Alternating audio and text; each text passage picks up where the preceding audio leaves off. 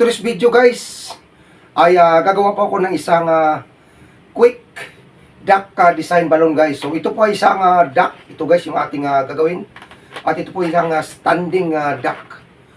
So isi-share ko po sa inyo mga kabos, mga idol, mga kabalons kung paano po ito gagawin. So gagamit po tayo ngayon guys ng pastel pink at white para po sa kanyang magiging mata. So sana idol ay muli po ninyo kong samahan sa aking paggagawa ng duck design balloons. At sana mayroon din po tayong matutunan kung paano po ito gawin. So napakaganda po nito mga idol, mga balloons sa pang-banding po sa ating mga anak. Lalong-lalo na po ay nalalapit na po yung pagtatapos ng kanilang mga pag-aaral. So congratulations sa mga gagraduate sa taong 2026. So paano gawin mga idol? Get your balloons and let's get started. So gagamit po tayo guys ng 260Q na pastel light pink at magtira lamang tayo ng 5 to 7 fingers yung sa pinakadulo. At una po natin gagawin guys is para po sa kanyang mata. So sa kanyang mata mga idol is a 3 finger bubble. Tapos imamaskan po natin.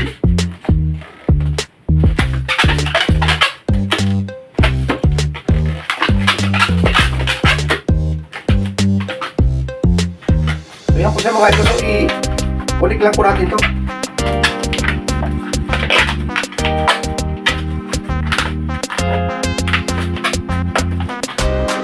Hindi po na po ito kailangan mga idol.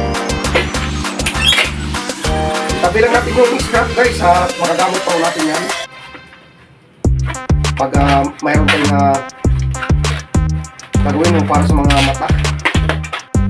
So ito na po siya mga idol, yung ating pinakamata.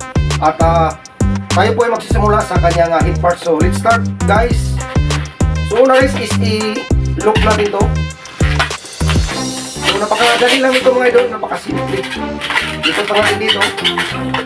Tapos ulit.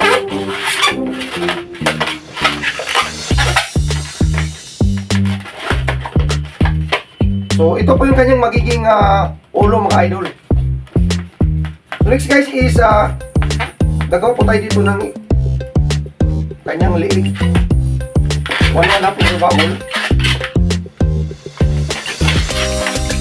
Tapos isang pin twist. Kasi laki lang po itong dalawa guys. Tapos iikot na po natin. Tapos para lang po sa kanyang katawan. So putting yung bubble.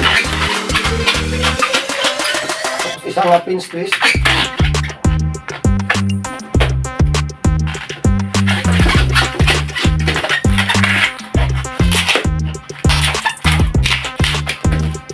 Tapos balik po tayo dito, imamas lang po natin ang laki.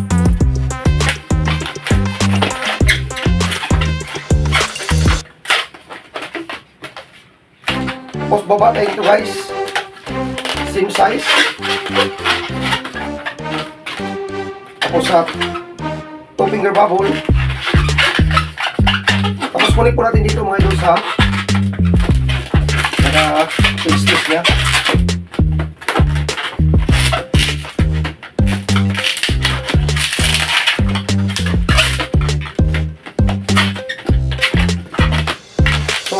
Next guys is gagawa tayong loop para po sa kanyang magiging buntot.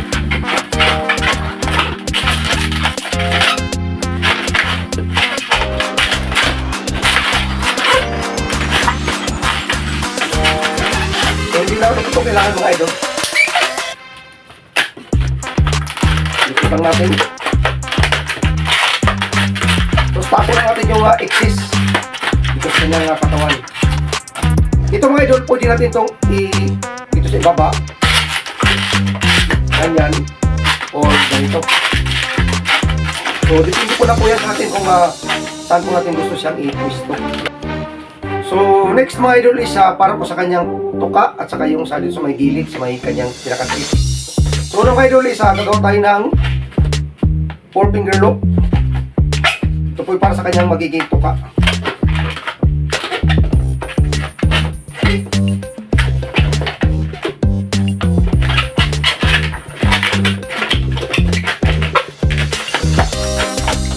Tapos sa dalawang loop na itong ano na finger baffle. Basta ulitin lang natin.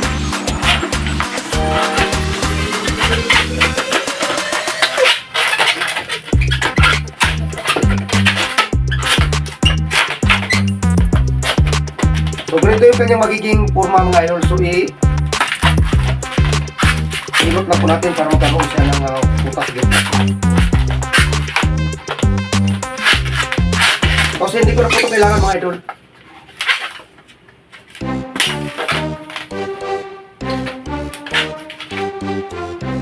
Bukan natin ito mga idol para po sa kanyang magiging paa.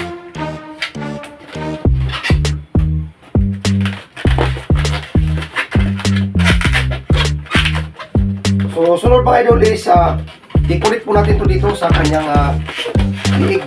So connect lang po natin.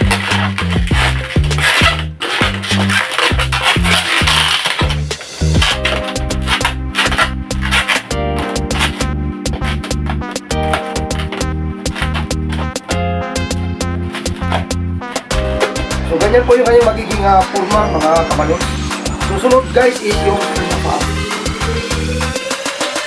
So sa kanyang paa guys, gagawan po tayo ng 3 finger bubble. So bali 3.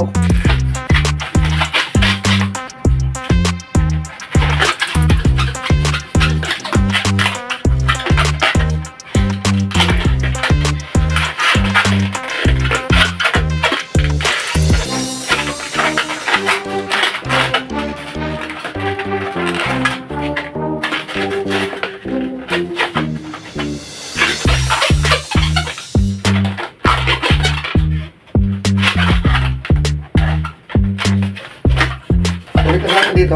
Dito lang. Tapos dito mga idol, gagawa tayo ng isang maliit na pinch twist. Mga 1 finger bubble. Tapos ikot lang natin. Tapos ikot lang po natin ito mga idol. Sigurado siya mag-lock. Tapos hindi mo naman ito kailangan. So ito po yung kanyang magiging paa. So, kunik lang natin dito mga idol, dito sa kanyang bandang uwitan. So, kunik lang po natin.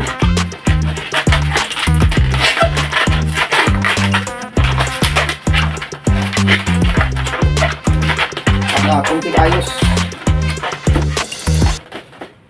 Tapos ito mga idol, pwede ito ilagay sa baba natin. Nasa atin na po yan kung gusto natin na ganito.